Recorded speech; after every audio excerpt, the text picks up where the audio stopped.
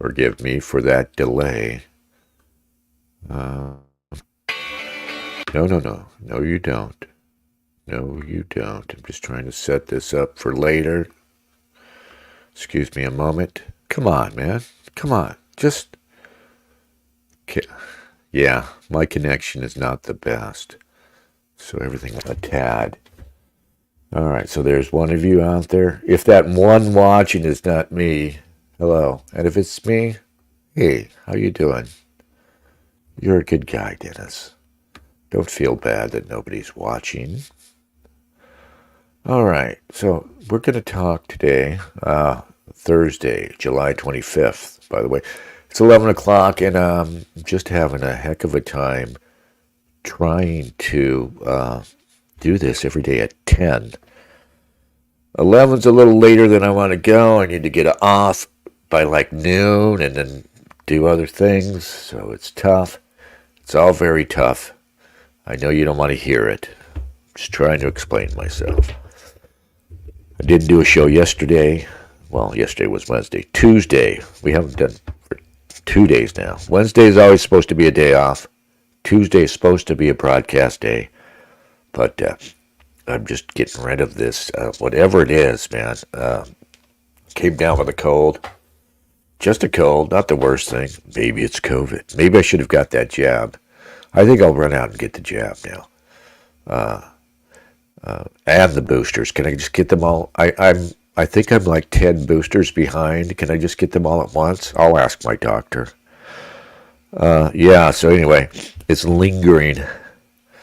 You know, I had one day where I felt awful. I wasn't even sure if I hadn't just made myself sick by not sleeping, which is common with me. But then, yeah, it seems to be a cold or something going around at work. And now it's lingering. And I've got this stuffed up nose. But it does make for a nice, richer baritone voice. And I like that. The girls like it too. I just want to talk about, JD Vance. I'm going to skip the Biden speech. I haven't seen it. I'm going to skip the Bibi Netanyahu speech. I haven't seen it. Though I did see that the asshole, it's funny. I mean, he comes here and Netanyahu obviously speaks down to America when he gives these ridiculous speeches at, he's given a couple already, right? These Stalin-esque speeches with all their standing ovations at Congress. I see from an AOC post, I hope it's true, that only about half of them show up. It's a joint session, so representatives and senators alike are supposed to show up and stand and clap for this asshole. AOC said she didn't go, right? She says that they have seat fillers like at the Academy Awards because otherwise it would be half empty. I hope that's true. And that also means that those seat fillers are there specifically to stand up and clap, which is, it's not just a symbolic outrage at this point, guys. This is the sort of thing that should prompt us to, to recall elected officials that they would engage in this, But anyway, that happened, and that asshole said that October 7th was 29/11. What the fuck is he talking about, right? They lost 1,200 people, half of whom they killed themselves in their frantic response, right? Either because the IDF actually sucks as a military force. I mean, how long have they had to prepare for this sort of thing? Or they employed the Hannibal Directive and just went ahead and killed a bunch of their own people to avoid the hostage difficulties. And you see, the logic of the Hannibal Directive is this is maybe their biggest problem. They've got no problem from us, right? Because every now and then we slow down, a check or a weapons delivery. But they basically have no problems from us. And the only problems they have at home really are from Israelis who have family members who are hostages. And of course, they want to negotiate. Anyway, this asshole says October 7th was 29 9/11s. Why do they let this asshole come here to our country, to Congress, right? Our elected Congress, and say that? Why do they do it? I don't know. But they do. We're not going to talk about that asshole. Only to say that, Bibi, your time is running out. You know it. I'm sure you know it. But your time is definitely running out, and it's a good thing. I want to talk about JD Vance. That's the story I'm interested in right now. And I am, the more from the going forward now, I just get more and more anti-Trump and more black-pilled about Trump and whatever prospects he has. And I am to the point that I don't even see a benefit in a Trump victory. I thought briefly after he, the election was stolen from him, and we need to stop having this idiotic conversation with stupid people who don't want to accept it, right or left, because it's not. If they didn't steal it at the ballot boxes, if they didn't steal it by rigging machines, and they probably didn't, they stole it in front of our eyes with the media campaign. They were stealing it for 4 years with the collusion between media, corporate America, the Democratic Party, virtually everybody but, a few lonely people defending him in the upper reaches, right? They remember what they did with COVID. They launched the whole George Floyd BLM thing in part to damage Trump. They used the COVID nonsense not only to damage Trump, but to change the electoral landscape so that it would be easier to steal the election. They did so many things out in the open that are, I guess, legal, that constitute a steal. I mean, Ron Unz did a great long article on it, just pointing out, the various ways that they, out in the open, through propaganda, they basically hamstrung his efforts. So if he in fact lost this close election to Joe Biden, it's only because of the insane tilt in bias that was affected by a media and elite conspiracy. It wasn't even such a conspiracy, right? There's a notorious article out there. I think I've got it on my favorites. Let's see, am I sharing this one? Let's just look at... Oh, cancel that. Let's save the draft first. Now, this is the article, and you've probably heard of it, but I'm just going to quickly mention this article. Where is it? The Secret Online Campaign. The Secret Bipartisan Campaign. The secret history of the shadow campaign that saved the 2020 election. There it is. Here they are boasting about it. Molly Ball. I like that name. Molly Ball. In Time Magazine, February 2021, talks about everything they did, every dishonest and unethical move, and all the collusion to deny Trump the election. I mean, there it is.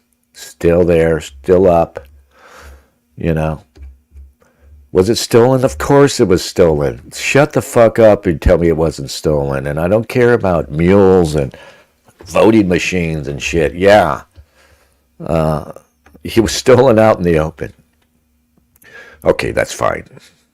But after that, I thought, okay, maybe Trump, He's going to look over at the Jewish power, which ultimately, runs all this stuff.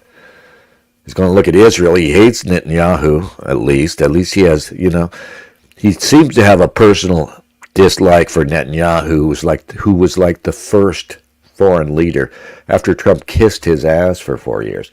He was basically the first foreign leader to call and congratulate Biden on the whole farce. And Trump at least has enough self-regard and ego to dislike this man. I thought that ego might, extend to Israel, might extend to Jewish power in America. And he might feel betrayed. He's a guy who feels betrayal very intensely. He likes loyalty, obviously. But $100 million from Miriam Adelson and other things, and Jewish grandchildren and other things, I guess, can prompt a lot of rationalization. Hi, Oswald. We're going to talk about JD Vance just in a minute. We're going to try and find the time to talk about JD Vance. Oswald says, I just heard the claim that the word hillbilly originated in West Michigan, my homeland, and not Appalachia, contrary to popular belief. German versus Scotch-Irish hill folk being the difference.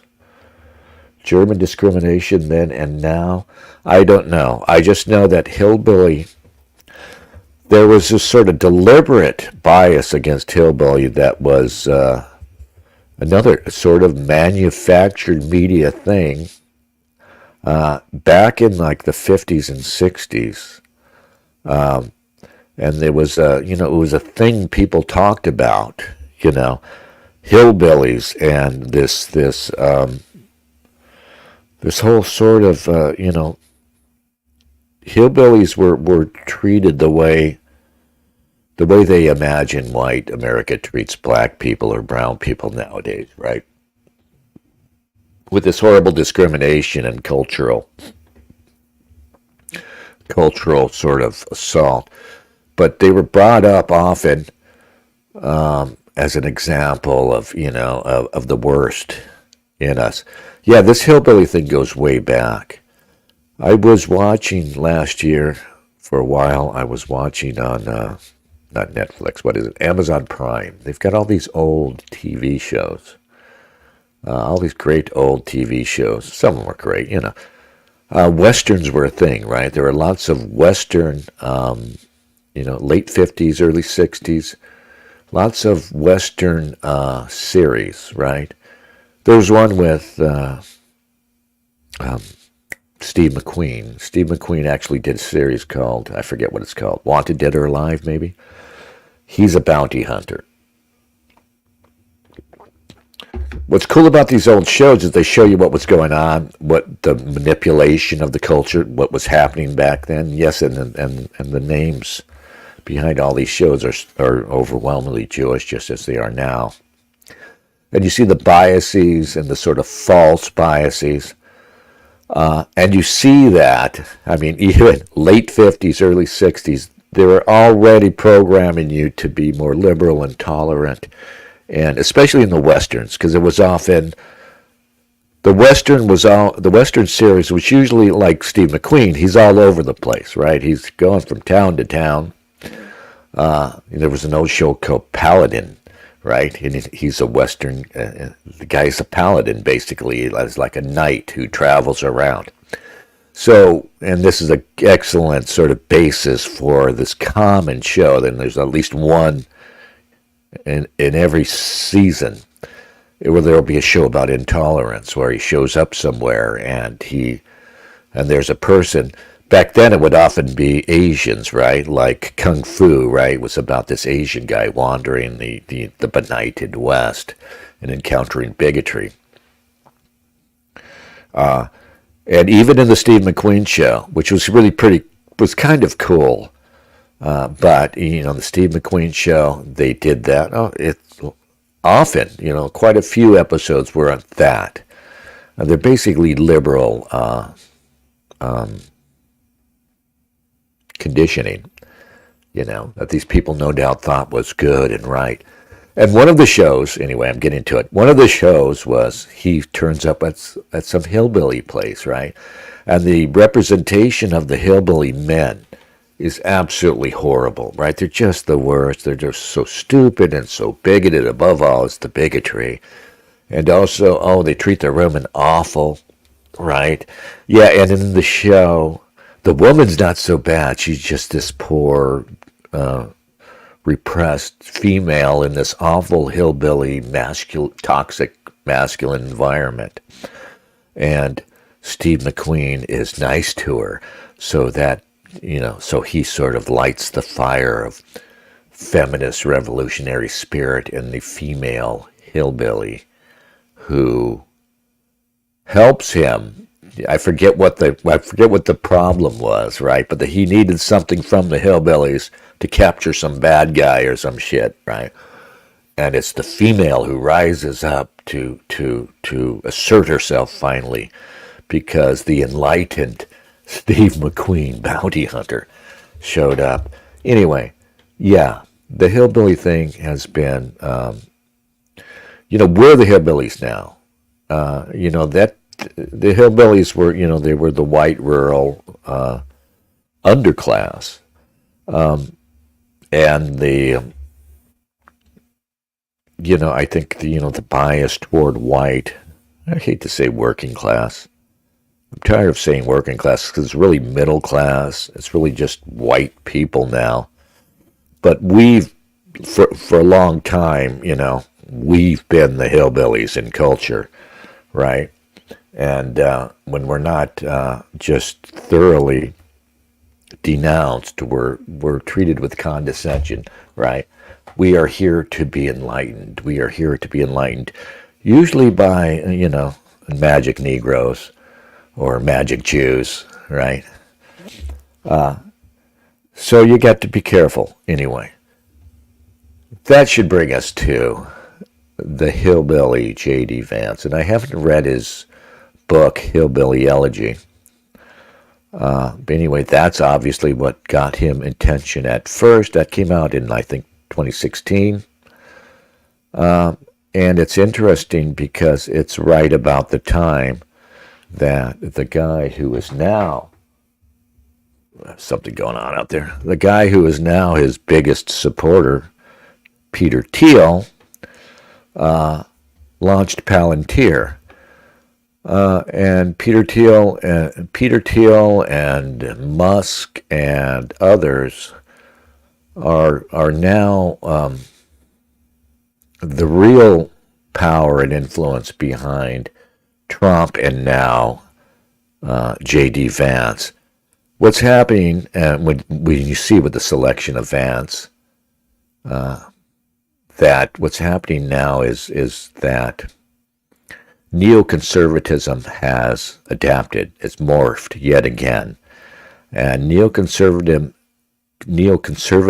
has gone from its sort of time in the liberal outback, and it's no longer controlled by idiots like William Crystal. He's small potatoes.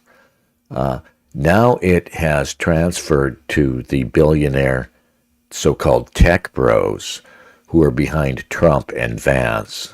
And I call it neoconservatism because it is ultimately America first, with a huge exception for Israel, which of course is not America first at all. It's still Israel first.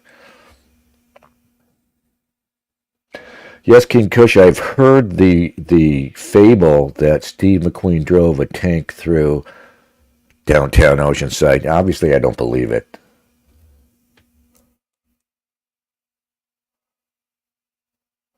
Yeah, well, the Marines are good at one thing, really. I mean, maybe, I was in the Air Wing, so I wasn't a real Marine. I don't call me a Marine, I guess.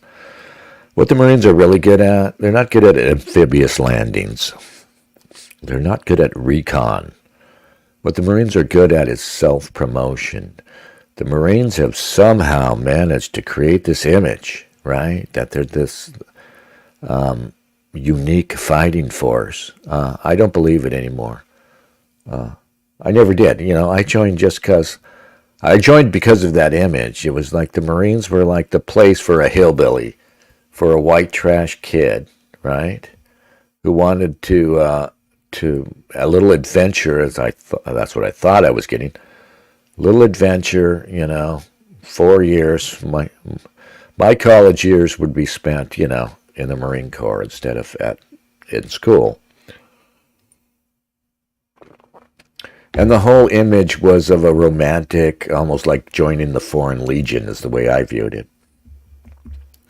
But yeah, the Marines have an unrivaled propaganda media sort of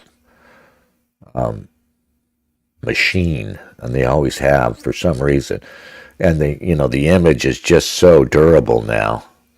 Yeah, Steve McQueen, I don't believe for a minute he drove a tank down the streets of Oceanside. I don't know how he would get it out there. I mean, you'd have to rumble. I was stationed at Camp Pendleton. You'd have to drive at 20, 25 miles an hour, tens of miles just to get to the gate before you got out into the city. Anyway, he didn't do it. Fuck Steve McQueen. How about that? I'm just going to say it. Fuck him. He's probably bullshit too, though he seems like he's pretty cool. Steve McQueen, right? He rode dirt bikes, he drove cars, right? Anyway, we're not going to pick on Steve McQueen. He's not here to defend himself. We're going to pick on JD Vance. Hillbilly Effigy. So I started writing this, and I thought, oh yeah, Dennis, you'll get an essay about this out in time for Thursday to do a show on it. Of course not. I am going to come back and revisit this. I am going to finish writing this up. And I warn you, we might talk about this again. We might review this and try to do this right. But since I'm trying to just keep my promise to broadcast more or less daily, we're just going to go with it, right? Who is JD Vance and what is he up to? And probably more relevant, as somebody pointed out here, what's with the eyeliner? He's clearly wearing eyeliner, and nobody's mentioning it, except somebody here did. J.D. Vance's remarkable rise can be attributed to his Trumpian economic populism and his critique of quote-unquote woke. He's adopted America First rhetoric opposing neocon foreign policy, except in the case of Israel, which, seeing as we share no national interest with Israel, America First, as practiced and even espoused by Trump and now his vice presidential choice, is literally Israel First. It's not America First at all. And unless it is openly against this vassalage to Israel, America First is an Orwellian lie. Let us understand that now. So Americans have two choices: vassalage to Israel and Jewish power under the woke regime, or under a faux conservative revival. That's really where it is. America First, except in the case of Israel, sounds like yet another neoconservative adaptation to reality. Maybe the last. About 30 years ago, when Camille Paglia was making a splash with her tome in defense of the Western tradition, Sexual Personae, she was often called a neocon by her detractors. At the time, neocons were known as much, if not more, for their critique of political correctness than for their support of Israel. Even then, in retrospect, the critique of PC comes off as impotent. It certainly lost. They lost that battle. The campaign that was PC is now the reigning tyranny of woke. Mostly neoconservatism's coupling with Reaganite economic policy has proven disastrous. Its coupling of culture, the culture battle with Reaganite economic policy, which is low taxes, libertarian economic policy. The neoliberal order adopted that economic policy, or perhaps that policy always was just neoliberalism, the scorpion riding the frog. And the culture of PC/woke quietly and seamlessly appropriated the libertarianism of Reagan conservatism. Early neoconservatism, to the extent it was actually fighting the cultural battle, lost it because they abandoned it. Was it always just an expedience for the time? Whatever the case, neoconservatism, which at this point has to be considered synonymous with Jewish power, has adapted yet again. It now calls itself America First and is barely distinguishable within its new guise. But to the extent America First is Trump and a handful of mini-Trumps like Vance, it is well ensconced in its new identity. Somehow the real threat to Jewish power now comes from one of its own creations. The anti-colonial Western left and brown invaders living in the West. And it comes as an attack on Zionism, which, our Jewish friends keep reminding us, is ultimately an attack on Jews, which is another way of saying an attack on Jewish power and the Jewish culture that is foisted upon us.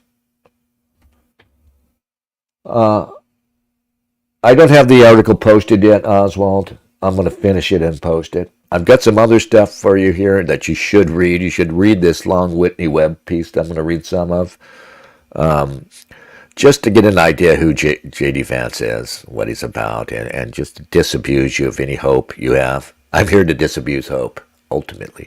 That's what I like to do. Disabuse you of any hope that JD Vance is our guy, or that he's going to have any positive effect. In fact, at this point, I am looking more toward the anti-Israel left as a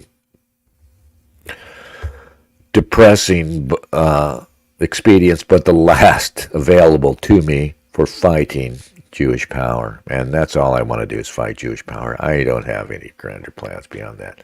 I just want to run these bastards out of power. I don't even want to run them out of the country. I'm not, I'm not crazy. I'm not violent and I'm not hateful. But I do want you out of power, my Jewish friends. I'm sorry. You're wrecking everything. You're wrecking everything. Stop telling me how smart you are. Stop telling me how good you are. You think that's helping? Do you think I like that? Do you think I respond to that? It just makes me dig my heels in more, man. Fuck you guys. I remember Camille Paglia mentioning the new criterion. When she was defending herself, people were calling her neocon because, again, a sexual personae, which is this vast tome and, kind of wild, brilliant defense, ultimately, of the Western tradition. It's an unsupportable defense because she, anyway, for other reasons. But it was there, and everybody was calling her neocon way back in the early 90s when this book came out. And when I first started, when I first got internet service and started, all my reading shifted to the internet around 1996 or so. One of the first publications that I read regularly was The New Criterion. And if I revisited it now, I'd probably find it insipid and trite. As it is now, I went there the other day and it's horrible. Now it's all just, Israel First horse shit and Victor Davis Hanson. I didn't remember it being that before. I thinking it was very highbrow and intelligent. This guy named Kimball was the editor of the online New Criterion. The New Criterion of the 90s was one of the first publications I read regularly in my early online reading for its rousing defense of Western civilization.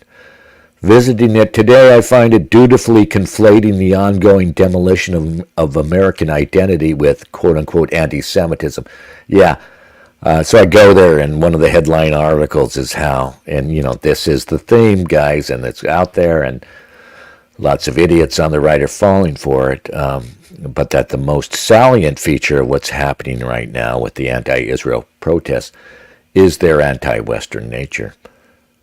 I say the anti-Western, the anti-colonialism is definitely a key part of it, but you shouldn't care about that because the only option you're being offered is either that or America First, which is, I love Israel, I stand and applaud Bibi Netanyahu's idiocies at when he's in front of Congress, Anyway, visiting the New Criterion today, I find it dutifully conflating the ongoing I already read that, didn't I? I don't recall the magazine being so very openly Zionist back in the late 90s when I finally joined the internet, but it probably was. Alas, I have to concede that it was likely me who was more childish then, and that the magazine has always been the middling, trite, and dishonest thing I found today. But that's what JD Vance represents. That's who he represents. The quasi-nationalist, quasi-conservative faction that seeks to adapt to the warping of America and the West, a warping that is already too far gone, a warping of our society that there will be no going back from. If going back was ever possible, it's not going to happen. This faction, inchoate, decentralized, more culture than conspiracy, is now the neoconservative project. But it demonstrates a curious bundling of nascent white or Christian nationalism with neoconservatism. October 7th was the moment for neoconservatism to abandon its silly Trump-era liberal pose. The Crystals and everybody else who just basically, you'll recall in 2016 when it came time to oppose Trump, because the neocons foolishly thought that Trump was a genuine populist and that his America First foreign policy was genuinely going to cause problems for Israel. They decided to abandon that whole culturally conservative guise, you'll note. And all of a sudden, Bill Kristol and all these people are, on MSNBC, and they're palling around with liberals, and they're talking this, and all of a sudden they're indistinguishable from liberals. And of course, they would never drop their foreign policy views. Not, you see what, even abject failure, even, something like Iraq, even millions of people dying does not shake them from their, the most idiotic tenets of their foreign policy. But the cultural stuff, they just dropped, like a hat when Trump came along. But that's not working. It keeps getting stronger. Trump's populism has appeal. And Trump, though he's dishonest, at least understands that, and at least is expert at massaging that populist impulse. Quatch says, New Criterion was a great mag. Yeah, go to the site today, and I want to see if you... Roger Kimball, yeah. Roger Kimball and New Criterion was... I remember it being great, but like I said, maybe it wasn't so great. Maybe it's just me. A lot of stuff I used to think was great, I go back and I think, wow, that's just dumb. But anyway. Hey, Urban Planner. Quachangelo says Dennis should have KMG on once a week. Why? I'm just going to end up yelling at him. KMG is out there getting all worked up about, he's doing his part. Go see him on X, Twitter. I'm not going to call it X. Why do you call it X, Dennis? Don't be stupid. It's Twitter. And every other post is going to be about Kamala Harris. Oh, look, Kamala Harris this, Kamala Harris that. Look, we all know Kamala Harris is a dope. We all know she's just another zombie cutout that they're putting in place, cardboard cutout. But I want to get beyond that. KMG will never become anti-Semitic. He's just too nice, too polite, too cultured and refined. I'm not. I'm a hillbilly. I'm a genuine urban hillbilly. And right now, I like that. Right now, unlike JD Vance, who's always a little ashamed of it, right? I'm embracing my urban hillbilly background. Rise, hillbillies. Rise, King Hillbilly. So it's only been with the maturing of internet readership. It's only been that we've been in this strange, information-dense environment of the internet for a good 30 years now. With the atrocities culminating in Gaza and everything else, that Israel and the neoconservative, the Jewish culture forced it upon us, the mask is slipping. It's harder and harder for them to keep it up. And JD Vance seems the perfect candidate for the moment if you're a neoconservative pro-Zionist right-winger. JD Vance, who they're basically giving us everything we want. Not really giving us anything substantial, because JD Vance and Trump are not going to do anything about the woke culture overtaking us. Trump, by the way, isn't even anti-immigration, of course. He's for shutting down illegal immigration and cranking up H-1B visas, and the new overclass of Pajeets to run all this crap. So there's nothing substantial. They're throwing you a bone. Trump is going to piss off the right people. JD Vance is going to occasionally say something to piss off MSNBC and get Joy Reid looking like an idiot, so we can in turn do our point and titter at Joy Reid. While they march us slowly down the same road under vassalage to not just to Israel, but to the Jewish diaspora that runs our country. But who is J.D. Vance and who's behind him? There's this Whitney Webb article. I've included the link. You should read it. Whitney Webb talking about Peter Thiel. And Peter Thiel appears to be the guy, he gave JD about $10 million, brought JD to Trump. JD Vance, who was a never-Trumper, who was kind of this liberal guy, right, going into the Trump era. And when Trump first came along, he thought, he thought like a lot of people, a lot of aspirational people, and we got to understand, okay, let's accept who he is. He's this poor white trash who was a smart enough kid to get into Yale.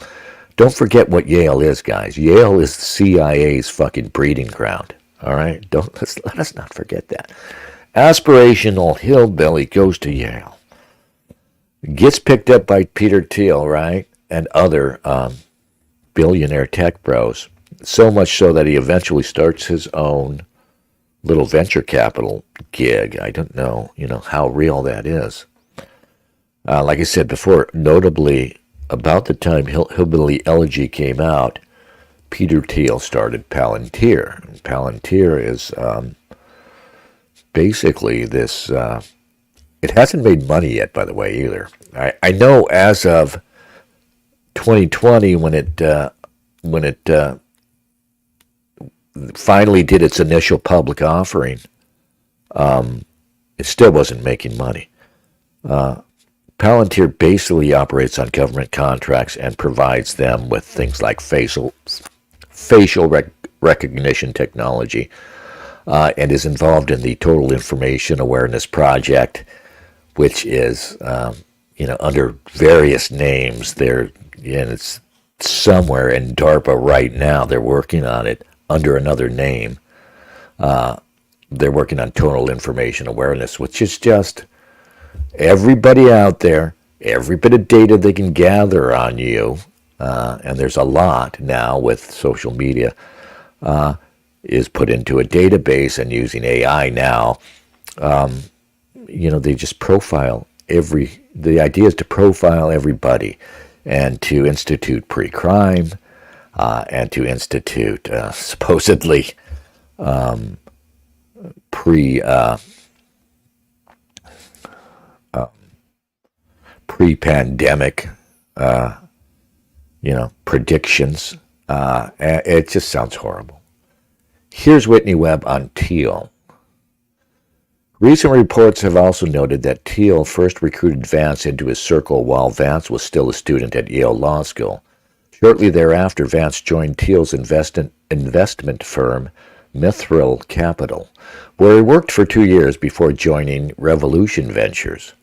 Vance played a major role in Revolution's, quote, rise of the rest, unquote, seed fund, whose major investors included Amazon's Jeff Bezos and the Walton family of Walmart, who boast long-standing deep ties to the Clinton family.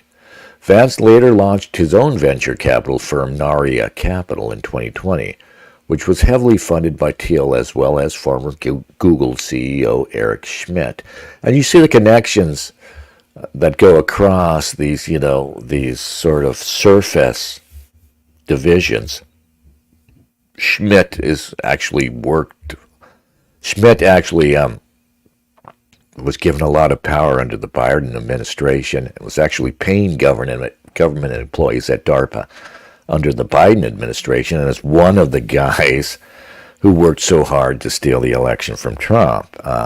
And obviously these ties to the Clinton family.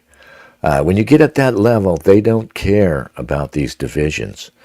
And less so now that a lot of these guys have resigned themselves to a Trump presidency, to another Trump administration, and have decided that it not only would it not be so bad, it might be the best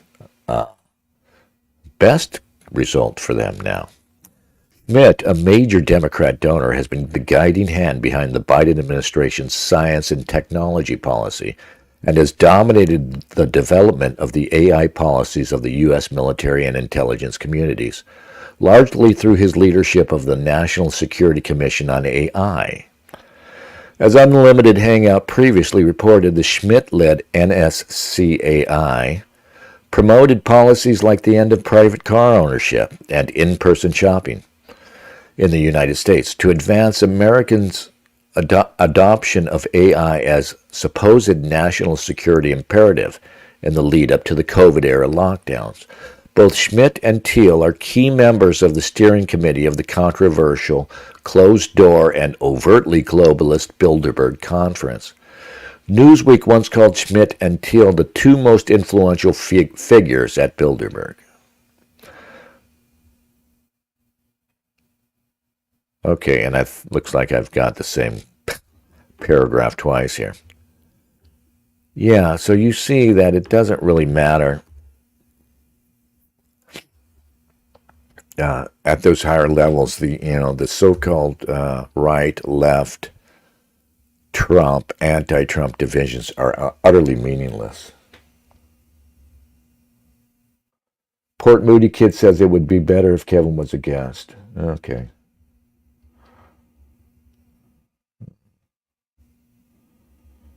Yeah, well, go there. Go, Port Moody Kid. Go find Kevin. All right. Here's Financial Times on Palantir in 2015. Palantir, the big data startup company that began life catering to the intelligence services, is raising funds at a $20 billion valuation, more than doubling its worth in a year and a half. The CIA-backed company is fundraising as its bookings for revenue have more than doubled this year, according to a person familiar with the matter. The investors participating in this round are not known. The fundraising would make Palantir one of the most valuable private companies in Silicon Valley, behind Uber, which is seeking a $50 billion valuation. according to other people familiar with the matter, but more than Snapchat, which last was raising funds at $16 billion valuation. And this isn't a public offering. This is just them raising money from private investors. Like I said, in 2020, was it Palantir? Palantir in 2020 went public, and at the time was not profitable still, 5 years after this. So, I just think that's just more sus that they're doing all this. They've got all these government contracts. They're bringing in all this money, and they're still not making money. They're not there to make money. They're working hand in glove with the CIA and the government to develop these technologies that,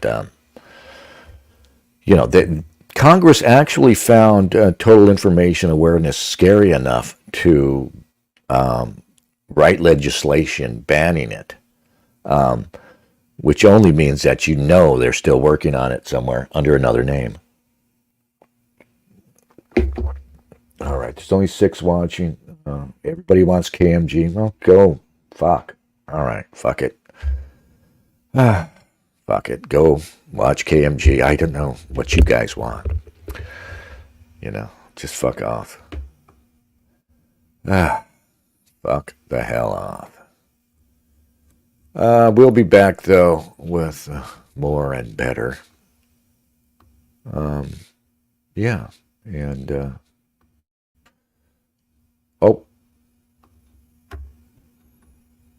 stop it.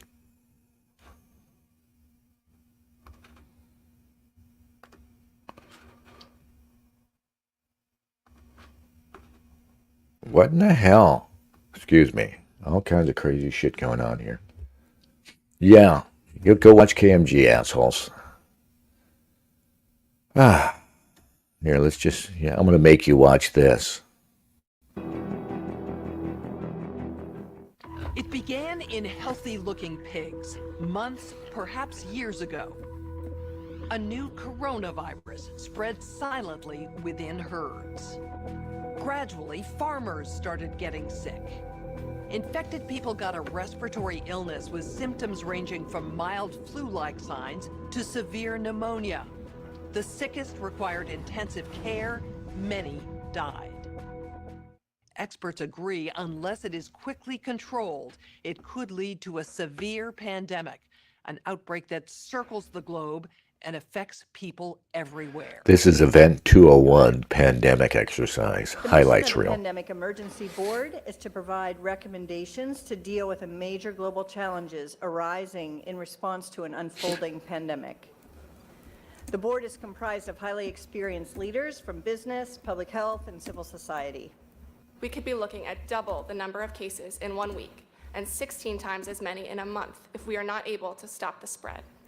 That would be on the order of 500,000 cases, and it would continue to rise exponentially. How is this girl, these curly girls? 10 million cases. We're at the start of what's looking like it will be a severe pandemic. And there are problems emerging that can only be solved by global business and governments working. John Hopkins has been awful since COVID. We have known about caps-like viruses in animals. Yeah, I got to go and do some real work. Been successful at developing a licensed vaccine. And sure, there are new technologies that may help, but it's going to be difficult. I am not optimistic about having a vaccine in time to be relevant during this pandemic. So the policy crisis in question for this board in this meeting is this: how should governments, business, and international organizations allocate and distribute pandemic antivirals and medical supplies to the people who need them most? What we've seen work very well in the HIV field is, in fact, procurement through the Global Fund. So having a centralized mechanism, so financially able to procure on behalf of affected countries will be critical. I think the second thing is it's going to be very important that for the business sector, for manufacturers of antivirals, that we have clarity around what the need is and where the need is and who are making the decisions. I think that given that the countries most affected are those that are low and middle income countries with unequal access to technology, to to finances. The UN has a worldwide footprint, universally recognized, and universal membership. A global stockpile would certainly help ensure more rational and strategic allocation, but the reality is that we don't have the logistics capability, even within the UN, to bring that together in one place and run it. So this is where I think a collaboration between the international organizations like the World Health Organization and the private sector, which runs these supply chains for many purposes every day, understand where the supplies are, make smart decisions about how to allocate them to the people who need them in the places that need them the most, and then work with the industry to move those supplies from where they are today to where they need to be. Just to underscore the point that cooperation among supply chain providers or businesses that have huge supply chains can add a lot of efficiency to the whole process. The question is, can you, through this international mechanism, really promote commitments to doing this as quickly as possible and give people a sense that actually if they contribute more, that they will have a better chance of protecting their own populations and their country's security and health. So to be completely clear, most of this production would already be committed in contracts. Yes. It is almost unheard of that people are producing product without having a forward commitment for the consumption of that product. So the first thing that needs to be done, because this is not something that... God, this is so off. It's like a fucking extended HR meeting, right? It's just horrible. You know, all these people, I mean, they're just making sounds, you know. They're just mimicking the sounds they hear, these words. Ah, so horrible. All right. Now, I should have something set up for an outro. All right. Yeah, I'm sorry I got angry, but you know, guys, I'm just trying. And if every time it has to be the same shit, you should get KMG on. I love KMG. He's a friend of mine. All right. I've known him for almost 20 years. But you know, we're on such different pages, and if that's what you want, then go fucking encourage KMG to start broadcasting again. I've tried to get him on here, and he doesn't want to come on. I don't know why. He says because, you know, we have to fucking get the sound right and do all this. You know, it's bullshit. But I am so far away from what his thinking that I don't want to bring a friend on and then avoid, you know. I either have to say things that he's not going to want to hear or just to avoid them and stay on surface, and we can talk about movies and shit, and that's not where I'm at. You know, I want substance now.